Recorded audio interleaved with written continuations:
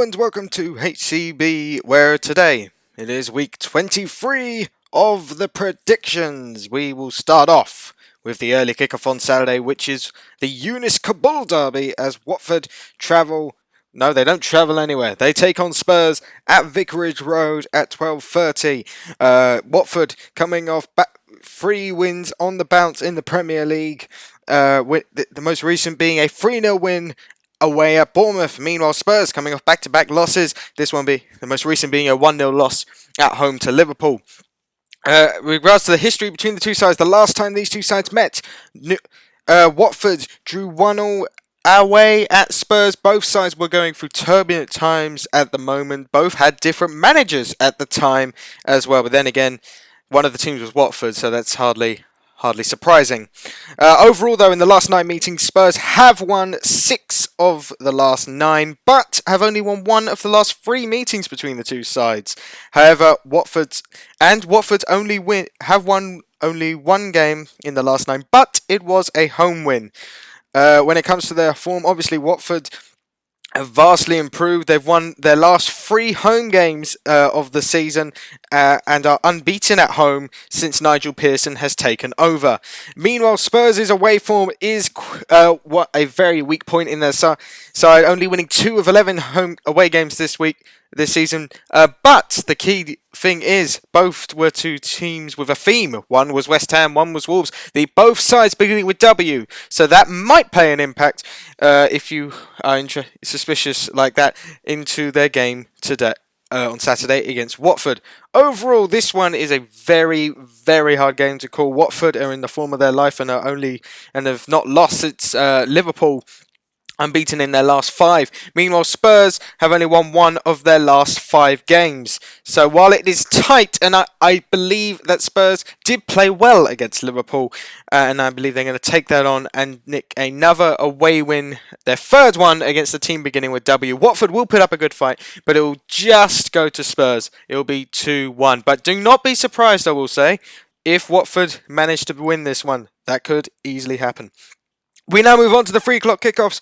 The first one is the surprises of the year derby. Sheffield United travel to Arsenal. Obviously, both teams really surprising us this season. Sheffield United with how good they are, and Arsenal with how bad they are. I mean, they might be surprising people with how bad they are. I think Arsenal surprised us how bad they are. Arsenal coming off a 1-1 draw away at Crystal Palace. Meanwhile, Sheffield United coming off a 1-0 win against West Ham, and I would say that's undeserved, but that was I covered that in detail in my review video. So if you want to know about that, just watch that. With regards to the history between the two sides, it's very interesting because they've only played once, obviously, this in the last few years. That was obviously earlier on in the season where Sheffield United won 1-0 at home to Arsenal, and that sort of saw the decline of Arsenal's form. Since losing to Sheffield United, they have only won 2 games, and that game took place in October. So yeah, they haven't been good. Home form in particular has been poor. Even though it's been better than the away form, they've only won 4 from 11 games at home this season, since also that game, they've only won 1 home game since Sheffield United played them last. That was Man United on New Year's Day. Meanwhile, Sheffield United, their away form speaks for itself. While only 3 wins away from home this season, only 2 losses, and those came to Liverpool and Man City. So can you really blame them? It was Liverpool and Man City. Overall, when you look at this game, you look at 2 teams in a similar position in the league. One of them chasing Europe that you wouldn't expect, and one of them not chasing Europe as you would expect. As for this, it's very hard. It could go Arsenal win, it could go Sheffield United win, it could go draw. I think Aubameyang being out for this game, very key factor for Arsenal and how many goals they're able to score. However, with them being at home, I believe they are just going to nick a draw against Sheffield United. I know you were probably thinking I was going to say win. No. Sheffield United are a good side away. Arsenal need Aubameyang to get the win at the minimum. But I don't think that's going to happen. So I believe it will be a 1-1 draw. Another team that Arsenal will fail to beat this season in either of the games, which is not good. We now move on to the Tommy Elphick Derby 2 Judgment Day as Brighton take on Aston Villa. Now, when I started doing Derby names twice, of all players that I thought I'd have to name twice, Tommy Elphick was not one of them. Of course, both sides coming off losses last weekend. Brighton's being a 1-0 loss away at Everton. Meanwhile, Aston Villa's being a 6-1 thumping at home to Man City. Both sides near the relegation zone. Brighton in 14th, Villa in 18th. So this is a crucial game for both sides. Also, the fact that Villa have only managed 2 wins in their last 7. Meanwhile, Brighton 1 win in their last 7 games. So both sides could do with a win to get their season back. With regards to the last time these two sides played, Villa won 2-1 in middle of October at Villa Park, but the previous 2 meetings between the two sides ended in 1-1 draws. Both were obviously in the Championship.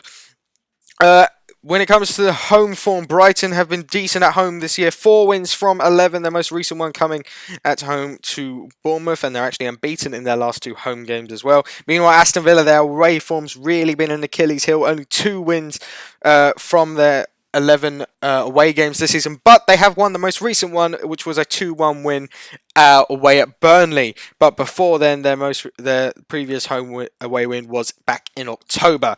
As for this game, obviously Villa will be boosted by the signing of Pepe Reina, who will probably start this game. I'd imagine. I doubt after conceding 6, Nyland is going to remain in the side, but you never know. The Villa hierarchy might rate him. It's going to be Pepe Reina. But despite that, I believe that Brighton are going to see this as a chance to get their season back on track and end up winning this game 1-0. We now move on to the Andros Townsend derby as Manchester City play Crystal Palace. Yes, I am aware Andros Townsend did not play for Man City, but after the goal he scored against Man City at the Etihad last season, I thought it would only be fair that I name it after him. Man City coming off a 6-1 win against Aston Villa last weekend. Meanwhile, Palace coming off another draw, their 3rd in a row, this one coming 1-1 against Arsenal. As for the history between the two sides, obviously I briefly mentioned it. Man City have won the last 2 meetings between the two sides, the most recent being a 2-0 win at Selhurst Park. But obviously, Palace infamously beat City 3-2 in December of 2018, which was City's first home loss in a while, first home loss of the season, and pretty much the only home loss of that entire campaign, if I remember correctly. But overall, City, out of their last 10, have won 7 of the 10 meetings between the two sides. When it comes to home and away form, Man City, obviously, their home form's 8 wins from 11, only losing twice at home all season to Wolves and Manchester United. Meanwhile, Crystal Palace away from home, 3 wins from 11, and overall they have they have not lost, however, in their last 7 games, but only won once, also in their last 7 games, so a lot of draws in between. As for this game, this is a City side coming off a 6-1 thrashing of Aston Villa, and also a very convincing performance against Manchester United, so I cannot see that momentum breaking, despite the potential hiccup that Palace caused last time they were at the Etihad. Palace will make a game of this, they usually do against big sides, but City will win this game 3-1. We now move on to the Wooden Spoon Derby 3, the sequel to the sequel, as Norwich take on Bournemouth. Yes, this is the 3rd time that teams from 19th and 20th are playing each other this season. I'm pretty sure this is the first one that doesn't include Watford. Both sides come, obviously, I mean, they're 19th and 20th. Of course, they're both coming off losses. Norwich is both very embarrassing. Bournemouth's 3-0 loss to to Watford. Meanwhile, Norwich's 4-0 loss to Man United. I said Watford for Bournemouth here. I said Watford. Last time these two sides played, it ended in a draw 0-0 at the Vitality Stadium, which was a rarity for Norwich because they actually kept a clean sheet. The last 2 times they have traded in their last 3 meetings, there have been 1 win, there have been 1 draw, and there have been one loss for each side. However, both sides, their wins have come at home, so that could be an advantage there for Norwich. Despite saying that, and also Norwich have looked better at home this season, while even though it's marginal, they've won 2 of 11 games at home, but are unbeaten in their last 2 home games, draws against Crystal Palace and Spurs, meaning that. Meanwhile, Bournemouth across the board have been poor recently, only 1 win since the 2nd of November and only 3 away wins all season, with only one of them coming after September. As for this game, I believe that Norwich are going to win this on the basis that they, before the Man United game, they looked good and they looked on the verge of actually winning a game. Meanwhile, Bournemouth have looked just worse and worse as the weeks have gone on. And while they desperately need to win this game, Norwich also desperately need to win this game. And I believe if you go based on how they have played in recent weeks, Norwich have got the advantage. So I'm going to say this will be 2-0 to Norwich. We now move on to the Andrew Surman derby as Southampton take on Wolves. And what do you mean? You do not know Andrew Surman played for Southampton and Wolves. He played many times for Southampton. I believe it was over 100 times. And he played 7 times for Wolves. So it makes perfect sense. Southampton coming off their 5th game unbeaten and 4 wins out of those 5 as they beat Leicester 2-1. Meanwhile, Wolves coming off a draw at home to Newcastle. The history between these two sides, last time these two sides played, Wolves drew 1-1 with Southampton. And again, it's been even in the sense that there's been 1 draw, 1 loss and 1 win for each side in the last 3 encounters. Again, the home team has, when they've been the home team when they've won, so potential advantage to Southampton there. When it comes to the home form, Southampton have vastly improved since the 9-0 loss. They have only lost 2 games since that result against Everton and West Ham and have won 3 times at home as well. Meanwhile, Wolves away have been iffy. They've beaten the likes of Man City away, but they have also lost their last 2 away games this season to Liverpool and Watford. As for this game, I believe that it's going to be a battle between the likes of Danny Ings and Raul Jimenez, and the likes of their playmakers Ward-Prowse for Southampton and Adama Traore for Wolves. But I believe that they will cancel each other out. Southampton, after the result against Leicester, will have a little bit of a come down, but they are not going to lose against this Wolves side. I believe this will be 1-1. At St Mary's. We now move on to the David Moyes derby as West Ham take on Everton. West Ham coming off a unfair 1-0 loss to Sheffield United. Again, I won't say too much on it. You know what happened. And Everton a 1-0 win at home to Brighton. When these sides met earlier on in the season, Everton won 2-0 at Goodison Park with goals from Gylfi Sigurdsson and Bernard sealing it. Obviously, since then, both sides have changed their managers and have really almost switched positions in a sense, because when West Ham played Everton, they were around 6th, 7th. Completely different story now. And overall, in the last 10 meetings, it's been pretty even between the two sides. Everton have won 5, West Ham have won 3. There have been 2 draws as well, but Everton have won the last 2 meetings 2-2. Obviously, a big factor in this, David Moyes playing his former club, and it was actually this fixture was his last game in charge of West Ham. The first time, it was Everton at home on the final day of the 17-18 season when West Ham came out 3-1 winners. As for West Ham's home form, it has been poor, 3 wins from 10, but they did win their last home game 4-0 at against Bournemouth. Meanwhile, Everton's away form only 2 wins from their last 11. But since Ancelotti has come into the club, they have only lost once away, that being against Manchester City. Overall, I believe this will be a tight game. I would like to have confidence, but Everton are a good side under Ancelotti, and I believe that while I'm not going to discuss it yet because it might not necessarily happen, there are stuff going around the game that make me slightly nervous, so I'm just going to play it slightly safe and believe that this will be an entertaining draw 2-2. We now move on to the late kickoff on Saturday, Newcastle versus Chelsea in the Denver Bar Derby. Newcastle coming off a draw away to Wolves. Meanwhile, Chelsea a win at home against Burnley. The last time these two sides played, Chelsea won 1-0 and have actually won 6 of the last 7 meetings between Newcastle. Over in the last 10, Chelsea have won 7, Newcastle 2 and 1 draw. But Newcastle's 2 wins have come at home. Always important to point out where they've come from.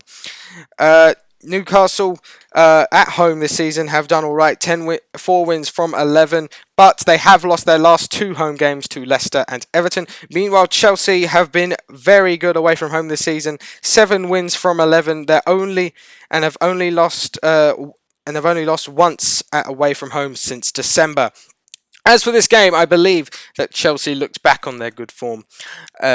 Best form against Burnley, and I believe away from home, despite their recent home form, I believe that they are very good away from home. And while there have been rumours say Maxim might be back for this game, he's not going to be healthy. He is not going to be potentially at his quickest as he was when he unfortunately got injured. And Newcastle have really struggled to score without him. Like, they're still having to play Joelinton. And while Almiron has got them goals, I can't see them getting anything out of this game. So I'm going to say it'll be 2-0 to Chelsea. We now move on to the Sunday games, where it is the Chris Wood derby first as Burnley take on Leicester. Both sides coming off losses. Burnley, their 4th loss in a row. This one coming against Chelsea. Meanwhile, Leicester losing 2-1 at home to Southampton, and only their 2nd loss of the season. When you look at the history between the two sides, Leicester won the last game 2-1 at the King Power and have won 5 of the last 9 meetings between the two sides. Burnley winning 2, and there have been 2 draws. But once again, Burnley's 2 wins have come at home between the two sides. As for, however, Burnley's home form, it has been good so far with 5 wins from 11, but they have lost their last 2 home games against Man United and Aston Villa. Meanwhile, Leicester's home away form has also been relatively decent. 7 wins from 11 they have won, and winning their last 2 away games against Newcastle and West Ham. As for this game, I believe that Leicester, their recent form hasn't been good. Only 2 wins from 6. Compared to their standards, that isn't great. But I believe that they will bounce back against a weak Burnley side. And while I say Burnley usually don't go too long without losing, I believe that Leicester are going to be too hard an opponent to get their first win in 5. So I believe Leicester will narrowly win this one 1-0. And now we move on to the big game, obviously, this weekend. It's the Michael Owen derby as Liverpool take on Man United. Liverpool fans might be slightly annoyed I've called it the Michael Owen derby. But believe it or not, some people have loyalty and actually don't really move between these two clubs. Just a thought. I was going to call it the classic derby, but then again, it's a bit boring. Big team derby, yeah, but it features Man United. I had to go Michael Owen derby. Both sides coming off wins last time out. Man United being a 4-0 win at home to Norwich. Meanwhile, Liverpool obviously winning again. This one being a 1-0 win against Spurs. The history between the two sides. The last game ended in a draw. Between the two sides, 1-1. That is the only points Liverpool have dropped this season. And a very key stat is, in their last 10 meetings, Liverpool have only won once. That being Jose Mourinho's last game in December. So that really gives Man United some confidence going into this game. It has been at home.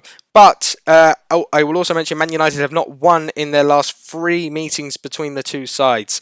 So very interesting history going into this game. Obviously, though, if you look at their home form, Liverpool have won all 11 games at home this season. And another key stat, since they have not conceded a goal in 6 games in their last 6 games, which is an incredible stat. So that could be very concerning. As for Man United, their away form has been poor. 3 wins from 11. Those coming against Burnley, Norwich. To be fair, Man City. So Man City would probably like to, for a bit of deja vu to happen, and Man United to cause issues at Anfield. That being said, I believe that Liverpool's stats going into this game are too great for Man United to do well. And to be fair, Man United haven't been playing bad recently. Only 1 loss in their last 4. But Liverpool this season look unstoppable, and I believe that at home anyway, they have been unstoppable, and I believe that their run is going to continue, and their clean sheet run is also going to continue as well. They're going to win 2-0. So that is it for this week's games. Let's have a quick look at my fantasy team. I have made 2 transfers this week because I had 2 transfers available. I have taken out Aubameyang because he's been suspended, and I have taken out... I took out John Egan from Sheffield United. In their place, I put Virgil van Dijk, and I've put in Danny Ings because Danny Ings' goal scoring form is too great to ignore. So Schmeichel in goal, Robertson, Sonucci, and Van Dijk as a back 3. Traore, De Bruyne, vice captain Sadio Mane, and Grealish in midfield, and then Abraham, Vardy still as captain, and Ings up front. Button, Lundstrom, Duncan, Dendoncker are all on the bench. So that will conclude this week's prediction video. Hope you enjoyed it. Hope you like, share, and subscribe. Turn on the notification bell, and I will see you next week for the review show.